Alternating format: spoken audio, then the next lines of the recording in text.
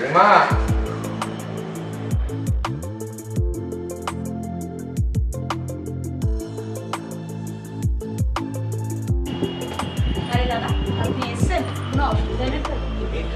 আমি আসবো না হয়। আচ্ছা আসুন দাদা, আমরা এখানে বসে কথা বলবো। চল বস। বল তবে একটা তোমার সমস্ত ডকুমেন্টস যেমন আধার কার্ড, ভোটার কার্ড, শিক্ষাগত যোগ্যতা যত যা আছে সব কাগজপত্রগুলো নিয়ে নেবে। হ্যাঁ দাদা, আমি সব গুছিয়ে রেডি করে রেখেছি, যাওয়ার সময় আমি সব নিয়ে যাব। একদম ঠিক। ফিরে গেলে আমার কথা কি আর মনে থাকবে? মা দাদা, এটা কি বলছেন আপনি? আপনি আমার এত বড় উপকার করছেন আর আমি আপনাকে ভুলে যাব, এটা আপনার মনে হলো? দেখাই যাক।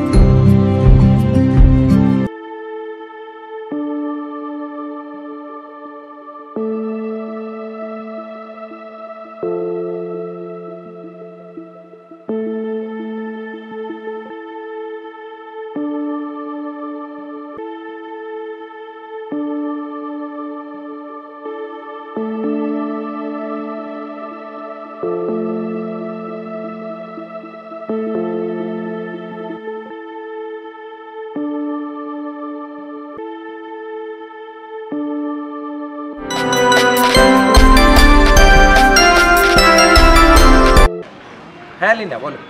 হ্যাঁ দাদা, আপনি কোথায়? হ্যাঁ এই তো আমি তোমার বাড়ির বাইরে, এক্ষুনি আসছি, তুমি দরজাটা খুলে রাখো। আচ্ছা আপনি না ছাদে চলে আসুন, আমি ছাদে আছি।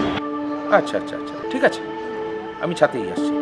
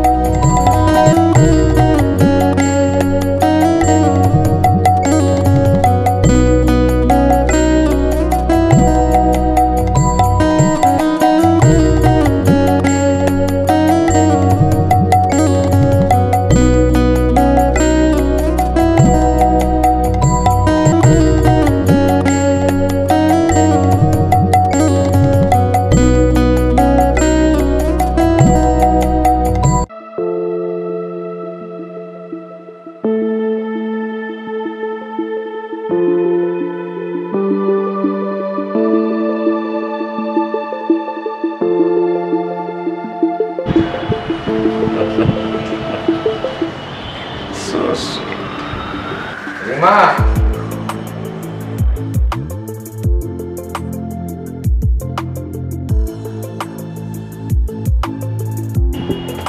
আরে দাদা, আপনি এসেছেন? কোনো অসুবিধা নেই তো? তুমি থাকবে আর আমি আসবো না হয়।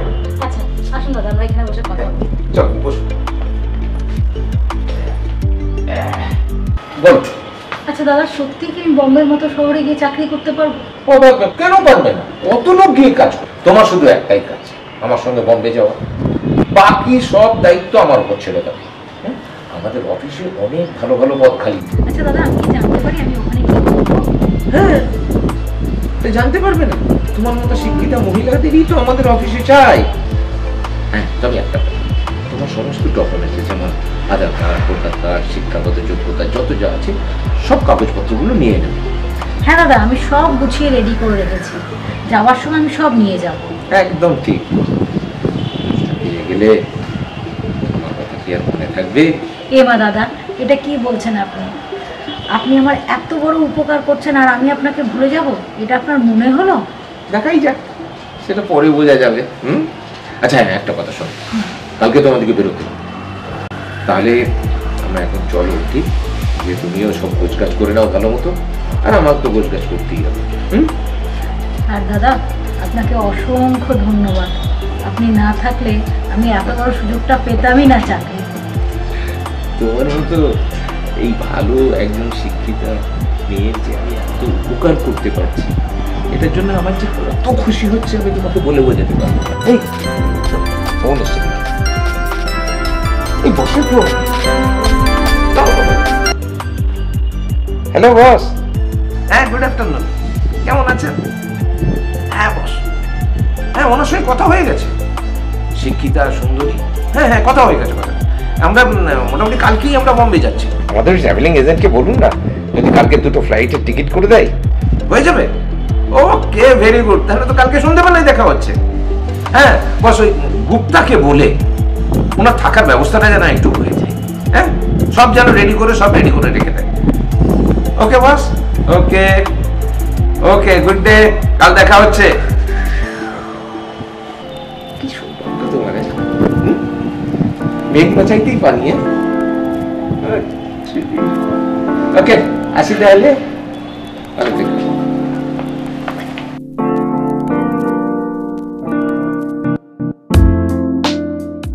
আমি আর এই সংসারের চাপ নিতে পারছি না, আমাকে চলে যেতে হবে। আমি আর এই মায়ের বাঁধনে এক ফোঁটাও জড়াতে চাই না। দালালের ফাঁদে সুন্দরী মেয়েরা এক মারাত্মক বাস্তবতা। বর্তমান সমাজে সুন্দরী মেয়েদের বিভিন্ন প্রলোভনের মাধ্যমে দালাল চক্করের খপ্পরে ফেলা একটি সাধারণ ঘটনা হয়ে দাঁড়িয়েছে।